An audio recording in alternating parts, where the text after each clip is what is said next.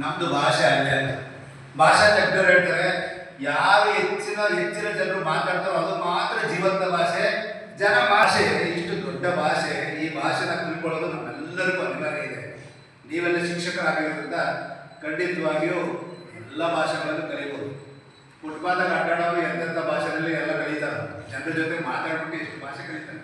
ನಮಗೇನಾಗಿದೆ ವಿದ್ಯಾರ್ಥಿ ಅದು ನಾನೇ ಭಗವಂತ ಹೇಳಿದ್ದೀನಿ ಅಂತ ಆಗಲಿ ಅಂತ ಇದ್ದಿರ್ಬೋದು. ಬಹುಶಃ ಭಗವಾನ್ ವಾಚ ಕೃಷ್ಣ ಶಿಕ್ಷಕರಿಗೆ ಬೇಕಾಗಿರ್ತಕ್ಕಂಥ ಒಂದು ಮಾತುಗಳನ್ನು ಕೊಟ್ಬಿಟ್ಟಿದ್ದಾರೆ. ಏನಂತ ಹೇಳಿದ್ರೆ, ಅಸಂಶಯಂ ಮಹಾಭಾವೋ.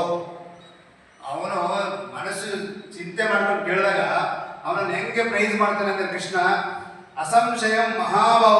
ಮಹಾಭಾವ ಅಂತ ಹೇಳಿದ್ರೆ ಅರ್ಜುನನ ಎದುರಿಗೆ ನಿಲ್ತಕ್ಕಂಥ ವೈರ್ಯಾದವನು ಯಾವನೂ ಇಲ್ಲ. ಅಂತ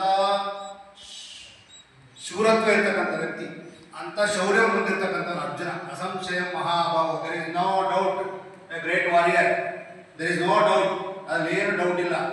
ಮನಸ್ಸು ಕಷ್ಟ. ಅಸಂಶಯಂ ಮಹಾಭಾವ ಮನೋ ದುರ್ನಿಗ್ರಹ ಜಲ.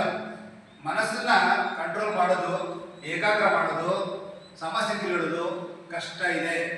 ಕೃಷ್ಣ ಒಪ್ಕೊಳ್ತಾರೆ. ಒಪ್ಕೋಬೇಕಾದ್ರೆ ಹೆಂಗೆ? ಇವನನ್ನ ಮೊದಲಿಗೆ ಪ್ರೈಸ್ ಮಾಡಿರ್ತಾನೆ. ಅಸಂಶಯ ಮಹಾಭಾವ, ನೀನು ಇಂಥ ಧೀರ, ನೀನು ಧೀರ ಹೇಳ್ತಾ ಇದೀಯ, ಖಂಡಿತ ಸತ್ಯ. ಯಾವುದು? ಮನಸ್ಸು ನಿಗ್ರಹ ಮಾಡೋದು ಕಷ್ಟ. ಅದಕ್ಕೆ ಉತ್ತರ ಹೇಳ್ತಾರೆ, ಅಭ್ಯಾಸ ಏನದು ಕೌಂತೆಯ ವೈರಾಗ್ಯನ ಚ ಗೃಹತಿ.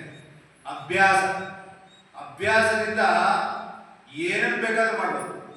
ಅದಕ್ಕೆ ನಿರಂತರವಾದ ಅಭ್ಯಾಸ ತುಂಬಾ ಅವಶ್ಯಕತೆ ಇದೆ. ಇವತ್ತಿನ ಜೀವನದಲ್ಲಿ ಅಭ್ಯಾಸಕ್ಕೆ ಮಾರಕವಾಗಿರೋ ವಿಷಯದಲ್ಲಿ ಮೊದಲನೇ ವಿಷಯ ಏನಂದ್ರೆ ನಮ್ಮಲ್ಲಿರ್ತಕ್ಕಂಥ ಮೊಬೈಲ್. ಅಲ್ಲಿ ಹೋಗೋ ನಮ್ಮ ಮನಸ್ಸು. ಆ ಮನಸ್ಸನ್ನು ಏಕಾಗ್ರ ಮಾಡ್ಬೇಕಂದ್ರೆ ಎಲ್ಲ ಆಚೆಗಿಡ್ಬೇಕು. ಆಚೆಗಿಡಕ್ಕೆ ಇನ್ನೊಂದು ಏನು ಫಾರ್ಮಲ್ ಅಂತ ಹೇಳಿದ್ರೆ ವೈರಾಗ್ಯ. ವೈರಾಗ್ಯ ಅಂತ ಹೇಳಿದ್ರೆ ಏನಂದ್ರೆ ಮನೆ ಬಿಟ್ಟು ಹೋಗೋದಲ್ಲ. ಜನ ಕನ್ಫ್ಯೂಸ್ ಮಾಡ್ಕೊತಾರೆ. ವೈರಾಗ್ಯನ ಪದ ಅಂತಿದ್ದಂಗೆ ಮನೆ ಬಿಟ್ಟು ಹೋಗೋದು. ಹಂಗಿಲ್ಲ. ಇದೆಲ್ಲ ನೀವು ಏನು ಬಿ ಎಡ್ ಮಾಡ್ತಿರೋದ್ರಿಂದ, ಶಿಕ್ಷಕರಾಗೋದ್ರಿಂದ ನಿಮಗೆ ಹೆಚ್ಚಿನ ಮಾಹಿತಿ ಈ ವಿಷಯದಲ್ಲಿ ಇರಬೇಕು.